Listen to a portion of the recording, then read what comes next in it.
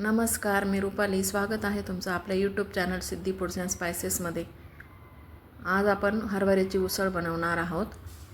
तर ती कशी बनवायची ते मी तुमच्यासोबत शेअर करत आहे. रात्रभर भिजत घातलेले चणे आहेत. हे 2-3 पाण्याने धुवून घेतले. आता आपण याच्या 2 शिट्ट्या काढून घेणार आहोत. यामध्ये मी थोडंसं मीठ ॲड करणार आहे आणि याच्या 2 शिट्ट्या काढून घेणार आहोत आपण. कुकरचं झाकण लावून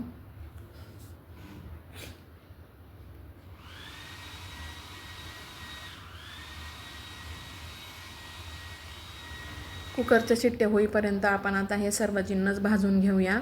मी इकडे कांदा, खोबरं, लसूण आणि आलं घेतलेलं आहे. माझ्याकडे कोथिंबीर नव्हती आज, म्हणून मी इकडे थोडेसे धणे घेतलेले आहेत. तवा गरम करत ठेवलेला आहे इकडे. आणि यामध्ये आता आपण सर्वात आधी कांदा टाकून घेऊया. कांद्याचं पूर्णपणे तेल म्हणते पाणी थोडंसं हे झालं ना मॉइश्चर, तर त्याच्यामध्ये आपण पुढच्या खोबरं वगैरे टाकून घेऊ.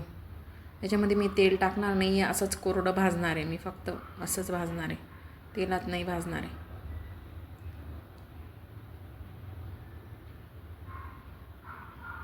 मस्त लालसर भाजून घ्यायचं याला.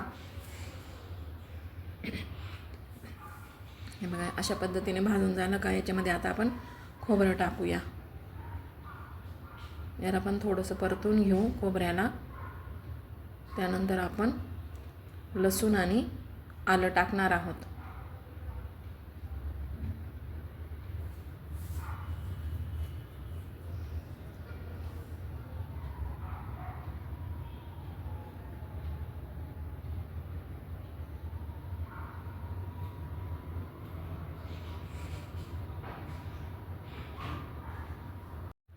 अशा पद्धतीने लसूण, आलं वगैरे सगळे शेवटी मी धने टाकलेले आहेत. ते पण आता व्यवस्थित भाजून घेऊ आपण. गार झाल्यानंतर दळून घेऊ. लालसर भाजायचं, म्हणजे मग तेलात जास्त वेळ तळायची गरज पडत नाही आपल्याला. उसळ सिरीजचा आपला आज दुसरा दिवस आहे. हरभऱ्याच्या उसळमध्ये 3 प्रकार आहेत. मी आज पहिला प्रकार तुम्हाला दाखवत आहे. अजून 2 प्रकार मी नंतर दाखवेल तुम्हाला. हे बघा, इकडे आपली उसळ शिजलेली आहे. मसाला वाटून घेतलेला आहे. मी कढईमध्ये तेल टाकते. तेल तापल्यानंतर जो आपण वाटण करून घेतलेला आहे ते आता ह्या तेलामध्ये टाकणार आहोत आपण. चांगलं परतून घ्यायचं व्यवस्थितपणे.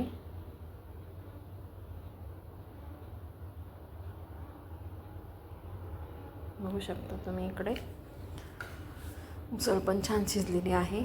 ही मी काळ्या मसाल्यातली करणार आहे. याच्या प्रकारचे पुढचे प्रकार पण मी तुम्हाला दाखवेल जेव्हा जेव्हा करेल तेव्हा.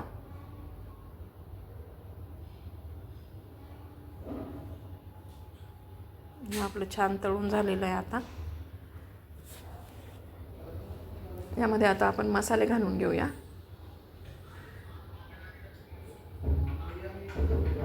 बघा, अशा पद्धतीने छान तळलं आहे. काळा मसाला आणि हळद घेतलेली आहे. काळा मसाला तुम्हाला सिद्धी फूड्समध्ये मिळून जाईल.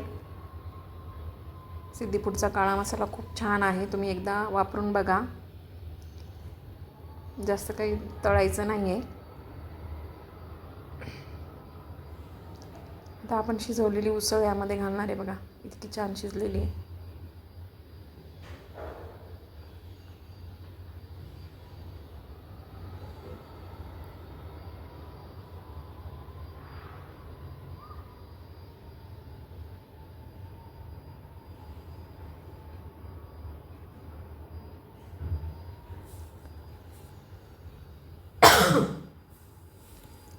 छान सुगंध सुटलेला आहे एकदम. हे पावसाळ्याच्या कोथिंबीर चांगली मिळत नाही आहे ना, अशी ओली ओली गचकच असते, म्हणून मग मी आणत नाही आहे कोथिंबीर. यामध्ये टाकून घेतले पाणी, जेवढं मला लागेल तेवढं. याला छानपैकी आता आपण उकळी काढून घेऊ.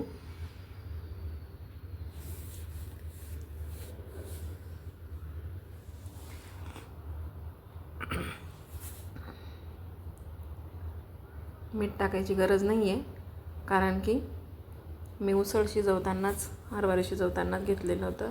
हे बघा, हे येसूरचं पीठ आहे. हे येसूरच्या पिठाने ना भाजीला चव पण येते छान आणि घट्टपणा पण येतो, म्हणून मी हे टाकणार आहे. अतिशय गावठी पद्धतीने बनवलेली भाजी आहे माझी ही. शेंगदाण्याचं कूट वगैरे नाही लावते मी. हा मसाला टाकलेले ना भाजीला चव पण येते आणि घट्टपणा पण येतो. याला येसूरचं पीठ म्हणतात किंवा येसूर मसाला म्हणतात. हा पण तुम्हाला सिद्धी फूड्समध्ये मिळून जाईल.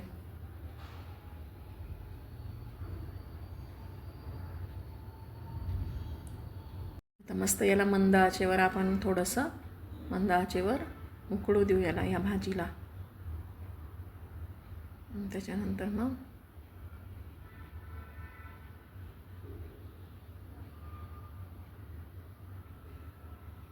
छान उकळते ही भाजी आपली.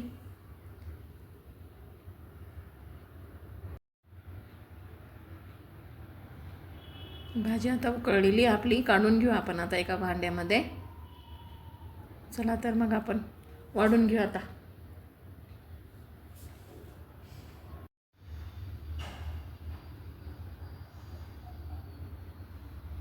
ही बघा, भाजी आपली अशी तयार झालेली आहे. थोडी उकळू दिली होती मी अजून. आता वाढून घेऊया. मी ही भाजी आज भातासोबत खाणार आहे. तुम्ही कशासोबत खाणार, चपातीसोबत की भाकरीसोबत, ते मला कमेंट्सद्वारे कळवा. करून बघा एकदा. भातासोबत पण छान लागते ही भाजी.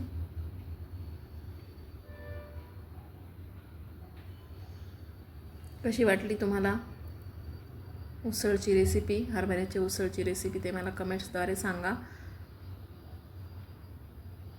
नवीन असाल तर सबस्क्राईब करा, लाईक करा, शेअर करा.